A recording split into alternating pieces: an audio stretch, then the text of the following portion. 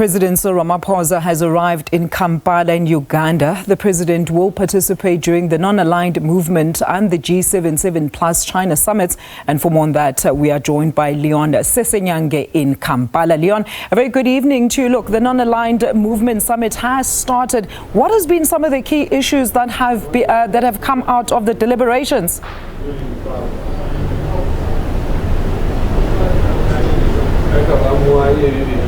Well, indeed, it's been a very busy day here in Kampala for the heads of state and government officials that have converged for the non-aligned movement summit, officially opening today, and with President Cyril Ramaphosa receiving the chairmanship and that will run a tenure for 3 years until 2027 from Azerbaijan, who have really run a very good race. The deliberations, though, from the summit has started proper on Monday with the ministers meeting there in midweek, and a few other sessions included specifically the issue of Israel and Palestine that has had many voices coming through. The morning session that had the heads of state comment and read out statements around that, and other international partners insisted on dialogue and a particular arrival at a ceasefire on that particular crisis, and there'll be a lot of support leading up to arriving to that situation.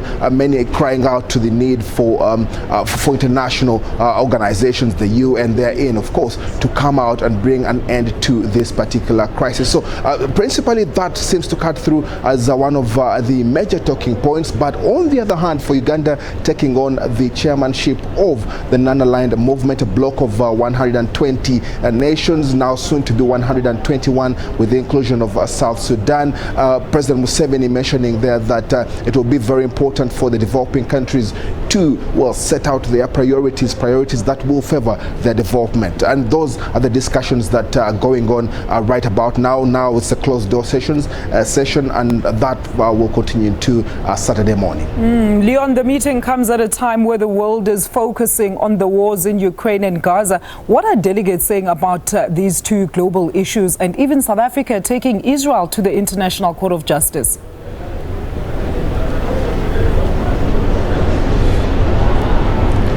It's absolutely, like I said earlier, this indeed is a very critical issue, and I'll pick the comments of President Cyril Ramaphosa as he read out his statement earlier in the morning. He said and insisted on South Africa's stance to try and push for the maintenance of international peace and security. He's advocating for an inclusive dialogue and peaceful settlement of the political disputes, and particularly the Israel-Palestinian issue, which South Africa has had a matter in the International Court of Justice, with the insistence on the provisional measures to bring the military campaign to one end. There was also a voice from the African Union Commission chairman there, Moussa Faki, insisting that Africa is indeed condemning the acts of Israel in that crisis, and that there must be an end to this war.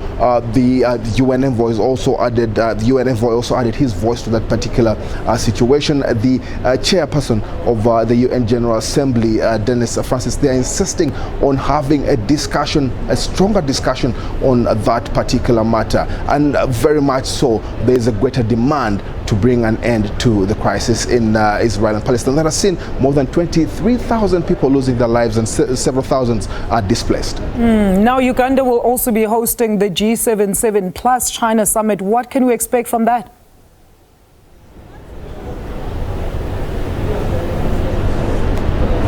Well, it definitely is bound to be another busy few days for Uganda, coming through from the NAM summit that has run about 5 days now, and now the G77 plus China summit. Uganda is ready to host this. The chairmanship, of course, will now move from Cuba. The Cuban vice president, they are insisting and saying that there indeed is work to be done, especially for countries in the global south. There must be a voice and a unified voice in trying to re-establish and particularly establish the need to have a voice for the countries from the global south, but also look at development issues of science, technology and innovation therein, and the need for these countries to look for financial incentives, economic growth. So basically these will be the discussions through Monday and Tuesday, and very much so we look forward to seeing what the other heads of state and the outcomes will be. Leon Ssenyange, the SABC News correspondent in Kampala.